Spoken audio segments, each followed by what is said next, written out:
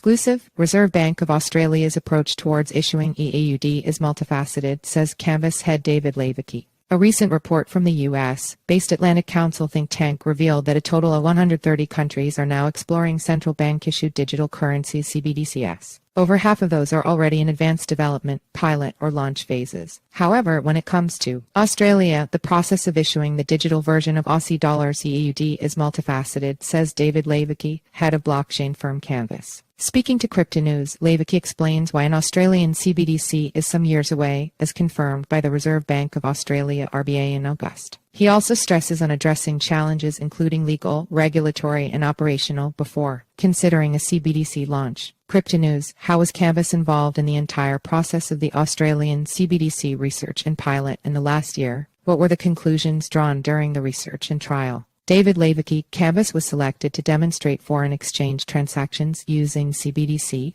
Utilizing our Layer 2 ZK network, Canvas Connect, we successfully conducted Australia's first ever foreign exchange transaction using CBDC eAUD to USC. The solution has the potential to dramatically increase speed and reduce the risks and costs compared to traditional foreign exchange FX trading and remittance networks. Traditional FX trading and remittance networks do not operate continually, restricting capabilities for instant trade and transfers globally. Public blockchains such as Ethereum offer an alternative but lack privacy, scalability, compliance, and regulatory capabilities. During the past year, we met and successfully demonstrated our solution to the Reserve Bank of Australia (RBA) and the Digital Finance Cooperative Research Centre (DFCRC). Canvas made the first FX transaction using eAUD. One of the key findings from the pilot was the critical importance of privacy and confidentiality in CBDC transactions. Our technology offers a balanced approach to privacy, ensuring confidentiality without compromising on interoperability and efficiency. This concept of regulated privacy is vital for any large-scale financial transaction system and was highly valued by the RBA and other stakeholders. Our participation in the pilot showcased the transformative potential of CBDC. The experience has been a springboard for Canvas, opening doors to further global CBDC opportunities and reinforcing our commitment to driving digital transformation in financial markets. Cryptonews, what are the pressing challenges involved in launching a CBDC and how to address those immediately?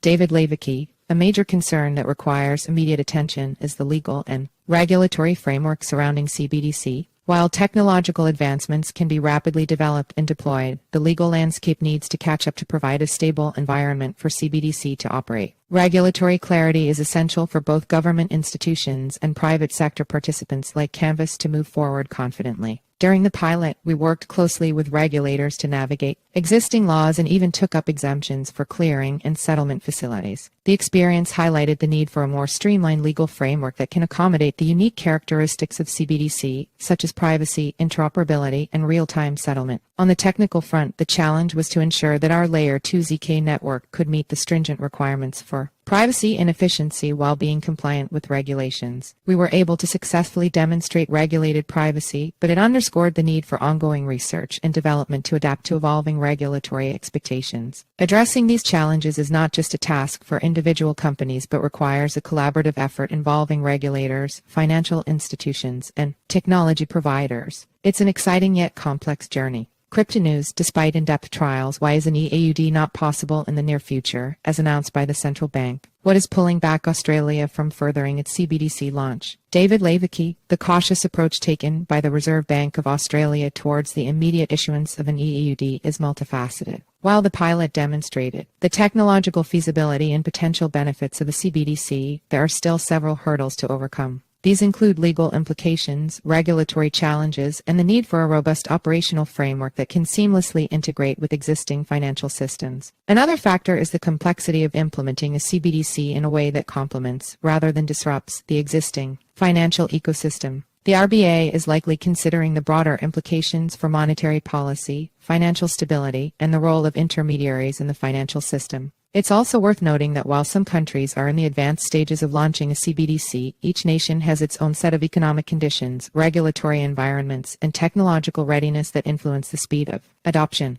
The Australian CBDC pilot was focused on wholesale financial products, as the government has heavily invested in retail real-time payment systems, whereas in the UK, Europe, and China, the CBDC programs have been focused on retail sectors. The eAUD pilot has been invaluable for understanding the complexities and opportunities presented by CBDC. It serves as a foundational step for future research and development both in Australia and for Canvas as we explore global opportunities. Cryptonews: what are the current status and future developments of an eAUD? David Lavecky: the current status of an eAUD is exploratory, as evidenced by the recent pilot conducted by the RBA. While the technology has been proven feasible and several key themes have emerged, ranging from smarter payments to enhancing financial resilience. Looking ahead, the focus is likely to be on addressing the legal, regulatory, and operational challenges identified during the pilot. This will involve collaborative efforts from regulators, financial institutions, and technology providers. The RBA and other stakeholders will need to delve deeper into issues such as privacy, interoperability, and the integration of CBDC into the existing financial ecosystem.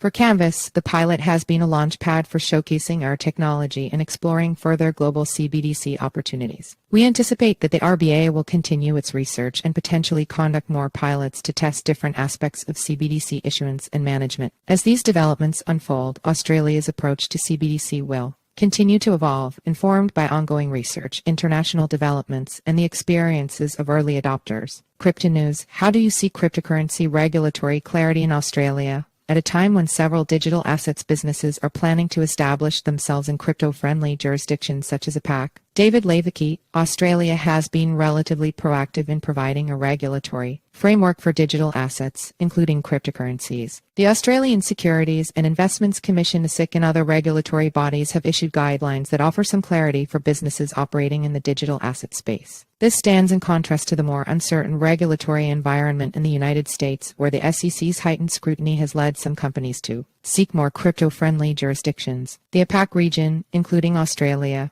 is increasingly viewed as a favorable environment for digital asset businesses due to its more defined regulatory landscape. Australia's involvement in CBDC research and pilots also signals a willingness to engage with and understand emerging financial technologies. However, it's important to note that regulatory clarity is an ongoing process. As digital assets continue to evolve, so too will the regulatory frameworks that govern them. In Australia, the Treasury is actively working on legislation related to digital assets, and companies like Canvas are providing input to help shape these laws. Overall, while Australia offers a more certain regulatory environment compared to some other jurisdictions, the landscape is continually evolving. Companies must remain agile and engaged with regulators to navigate this dynamic space successfully.